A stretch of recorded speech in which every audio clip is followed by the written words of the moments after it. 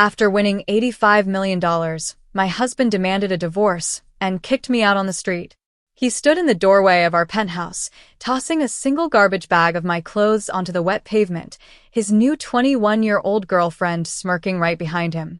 "You're nothing without my money, Chloe," he sneered, slamming the door in my face. Everyone thought I was broken. My friends pityingly called it the ultimate lottery curse. But as I sat in my rusted sedan, staring up at the glowing windows of the life he had just stolen from me, a slow smile crept across my face. Marcus thought he had played the perfect game. He thought he had timed the divorce flawlessly to keep every single cent of that jackpot for himself. What he completely forgot was the one tiny, undeniable truth about how that ticket was bought. And that one thing was about to destroy him.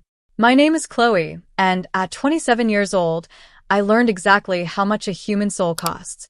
For 3 grueling years, I worked double shifts as an ER nurse, coming home with aching bones and feet that burned, all to pay the rent while my husband, Marcus, chased his failing tech startup dreams.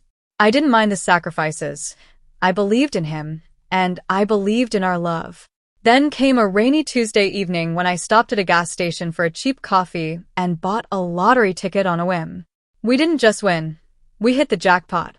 $85 million.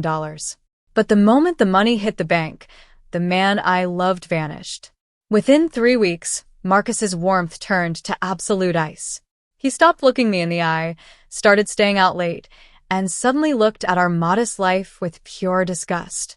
The climax of his betrayal came, without warning. I walked home from a grueling shift to find my few belongings stuffed into a single garbage bag on the wet pavement. Marcus stood in the doorway of a luxury penthouse he'd secretly bought, serving me divorce papers. Left with nothing but a garbage bag of clothes and a shattered heart, I was forced into a tiny, damp studio apartment on the bad side of town.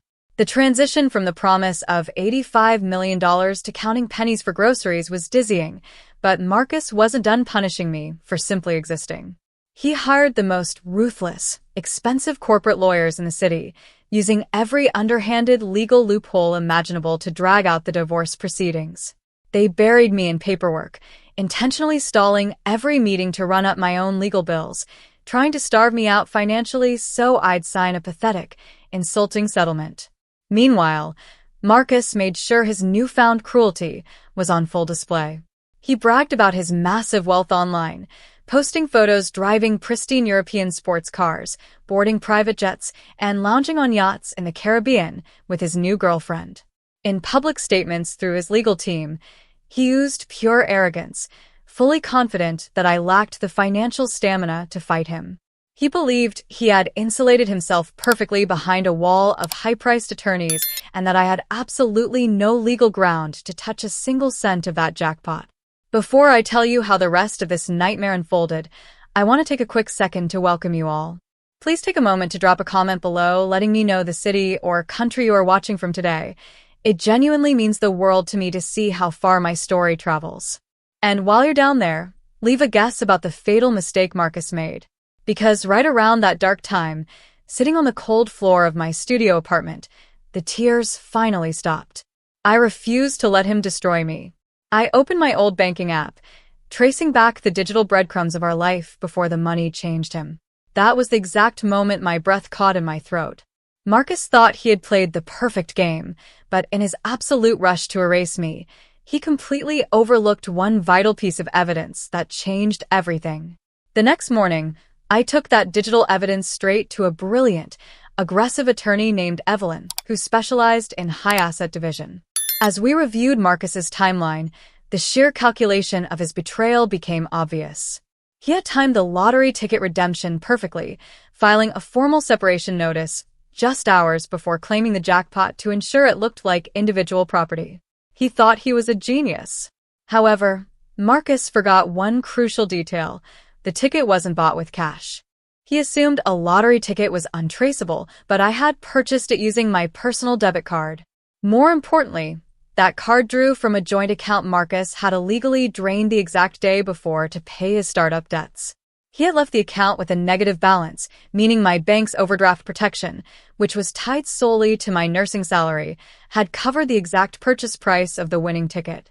Marcus had quite literally used stolen marital funds, backed by my hard work, to buy his fortune. Evelyn looked up from the bank statements, a fierce, knowing smile spreading across her face. "Chloe," she whispered, "he didn't just break the law. He handed us the keys to his entire empire."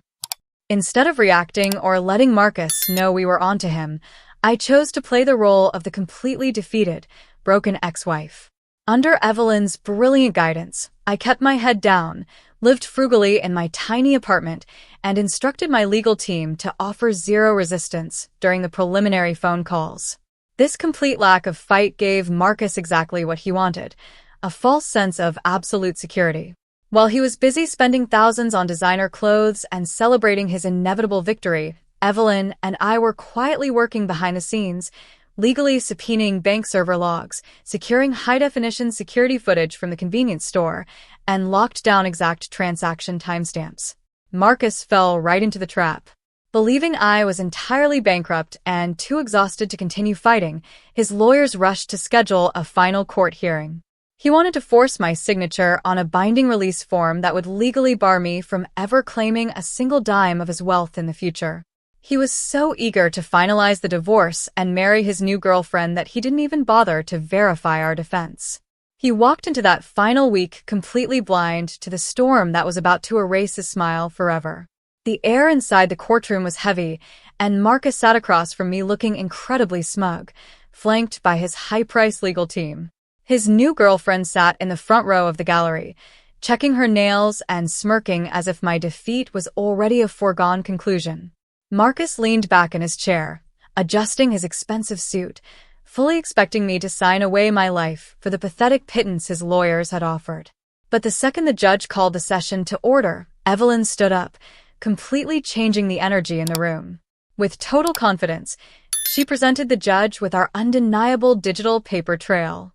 She laid out the bank server logs, the store security footage, and the exact transaction timestamps side by side. The judge adjusted his glasses, reviewing the evidence as a heavy, suffocating silence filled the room. The realization hit the court like a physical blow. Marcus had used illegally drained marital funds from a co-signed account to purchase the winning ticket. Because the account was in the negative, my personal nursing salary was what actually secured the jackpot. The judge looked up, his expression hardening. He stated that the entire $85 million windfall was subject to immediate equal division, and noted that Marcus's actions exposed him to serious criminal grand larceny charges. Marcus's smug smile instantly vanished, his face turning an ash-gray color as his lead attorney turned pale, frantically whispering in his ear. The judge's final ruling shattered Marcus's world completely.